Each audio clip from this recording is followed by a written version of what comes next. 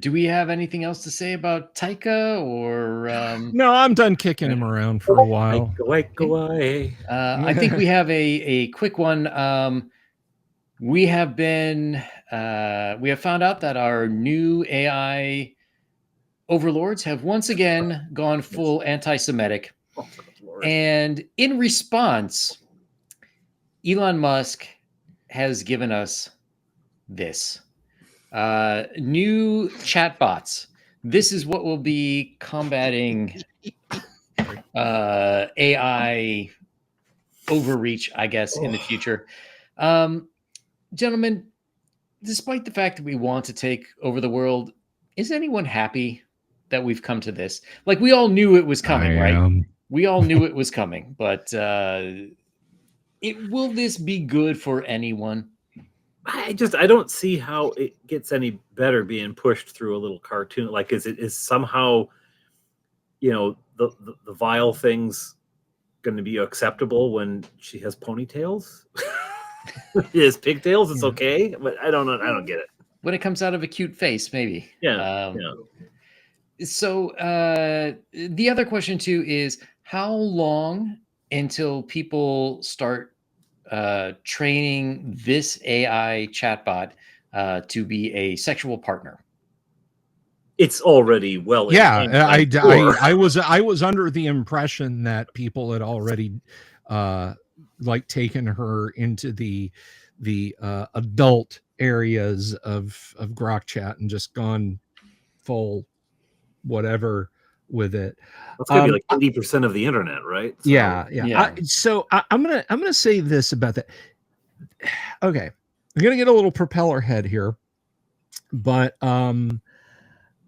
so what chatbots do is chatbots have what is referred to as a parser. In the overall, they're a parser, not a parson, but a parser.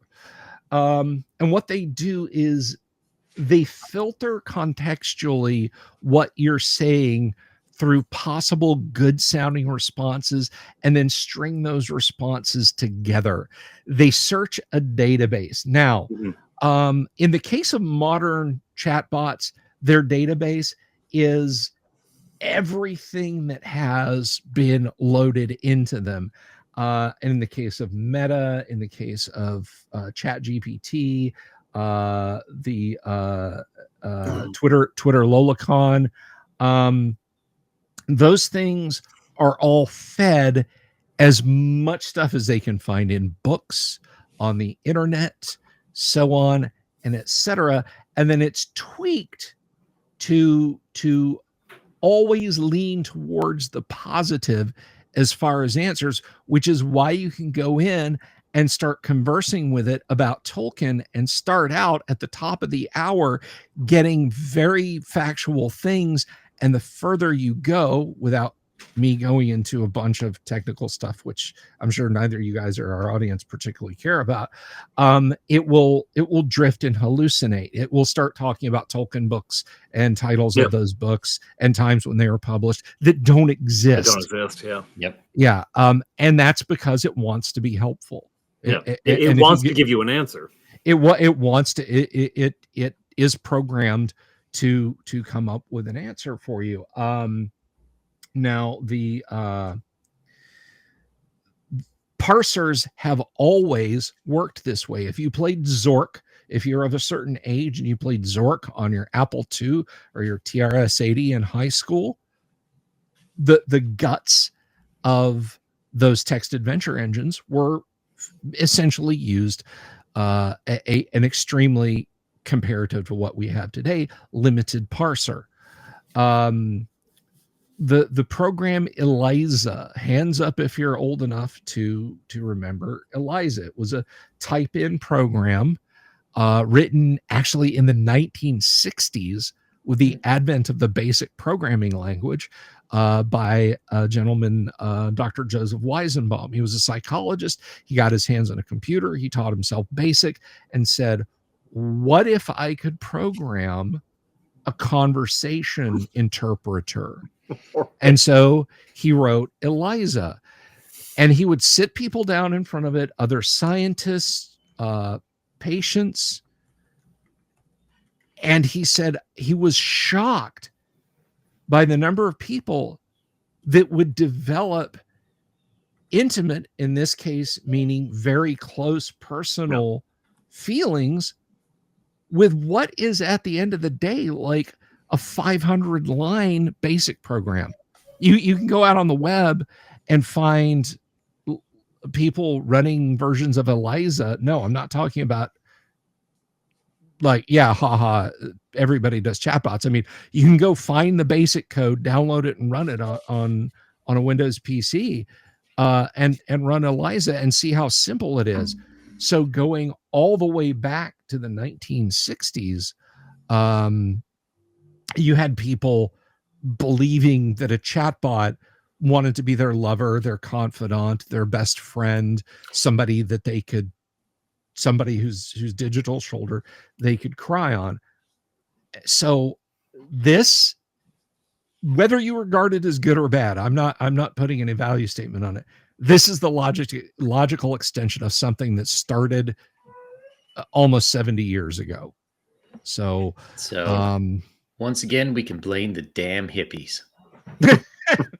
Stupid boomers! Feed us to the robots!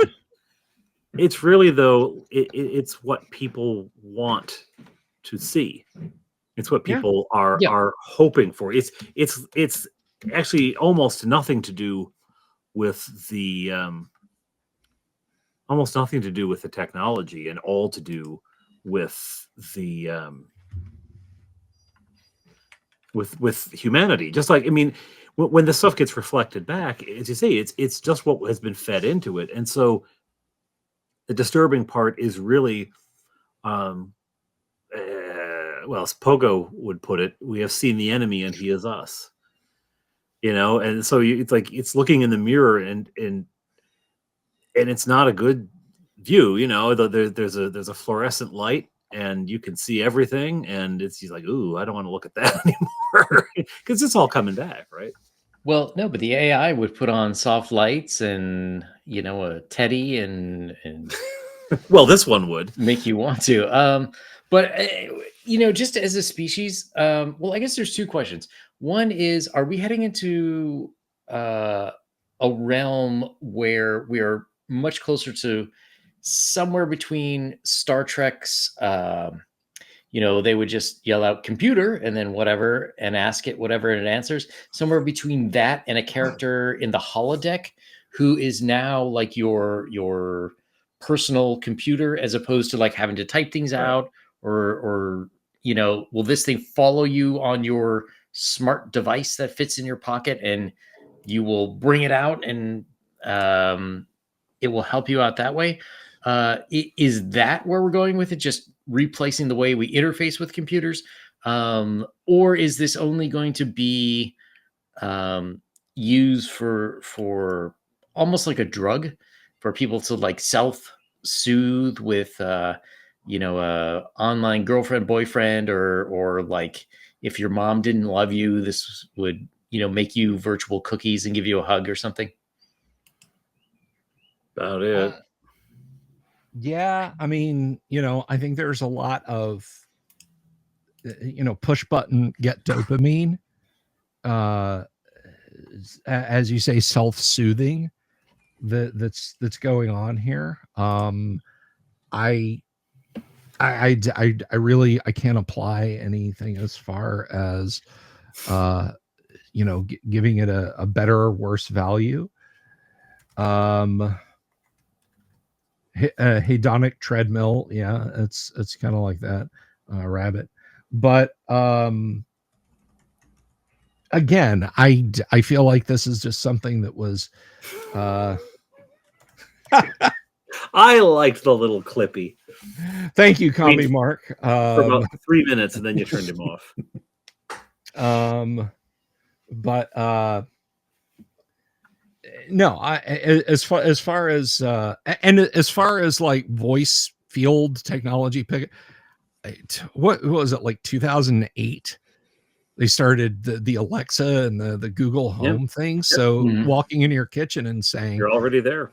Yeah, I mean, we're already there. So you put a flat panel display connected to it in every room, and there's your digital assistant, your Cortana, your whatever, is just standing there and smiling at you and listening to you and everything else. And that's not creepy at all. No, No, well, That's not even a little bit creepy. That's and not. the accuracy on it is telling as well. The other day I asked for I say ended up getting the wrong name for the. I think it's the appropriate title is I Want My MTV, but I asked it to play Money for Nothing, and I didn't specify a band because why should you have to? Right. But like, come on, cultural awareness. Alexa is dumb as a post. You're absolutely right. And I asked it to play Money for Nothing, and it turned the TV in another room. The boys were watching some video, and it changed that into a video about how to make money from home. nice. So the thing is not, it's not always firing on all cylinders there. Yeah. So the real question is, have the boys become millionaires? Well, they've got a Ferrari parked out front. Nice. It was only a week ago too. Sorry, Dungeon Delver, you were about to say? No, I just this to me comes down just to people. They're playing a new kind of video game. Ultimately, I think this is a new kind of video game, and this is one. If we're going to talk about AI, I feel like we should invite maybe as a guest on Tim Imholt, because he does work with AI a lot in his field, but not chatbots. When people say X is done with the AI, in my opinion, AI is the term AI is used today as badly misused as the term 3D printing was for 4 or 5 years. We've 3D printed these car parts. No, you've done powder injection, which is something that has existed for the last 100 years. We 3D printed a whole house. No, you've got an automatic bricklaying machine. So no. And now with it's like, this is powered by AI. It's really not. It's literally just it's parsing your choices at checkout and then suggesting some things. The same thing that has been going on since 1996 or so, as far as shopping on websites. So I think it's just a whole lot of it is bandwagoning. And I can say, as someone who noodles around with AI a little bit, I went to when I was writing Crom, the character record organizational manager software. There were times when I would hit the wall because I don't know, and I didn't know, and I still don't know a lot about the Python programming language. And I would go into Grok or ChatGPT and say, "Hey, can you help me with this?" "Oh, sure thing, Bill, do this." And like, I would say, "No, that doesn't have any bearing on the piece of code I just showed you." "Sorry about that, Bill, try this instead." And I would kind of get a little bit of what it was saying. Like, okay, you're not, I see the mechanism of how you're trying to accomplish what I'm asking you to do. So that's a help. But yeah, it's not, you're not just going to sit there and fold your arms and go, create a high quality 3D first person shooter using fantasy medieval assets, 7 or 8 weapons, and varying degrees of monsters that you have to fight in a semi-open world environment, and then click go. And then that's not going to happen. Okay.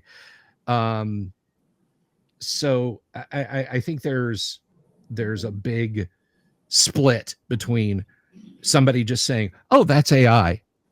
It's the same as, "Oh, that's 3D printing." No, not really. It's become the green or the organic. It's a solar green revolution. Yeah, solar. Yeah. It's an organic food. Yeah. Really? Oh, Are there inorganic bananas it's out there? it's I have these organic beans. Well, it's you know it's a can of black beans from Publix or what They got you know this is gluten free. It's a bottle of water. Yeah, yeah. You know? Has steak ever had gluten in it? Yeah. Gluteus maximus is a rump roast, but But yes, they have given us anime loli girls on Twitter if you pay for them. So I think that's the most offensive part is you have to pay $32 a month to get that. I mean, to be honest, how lonely are you?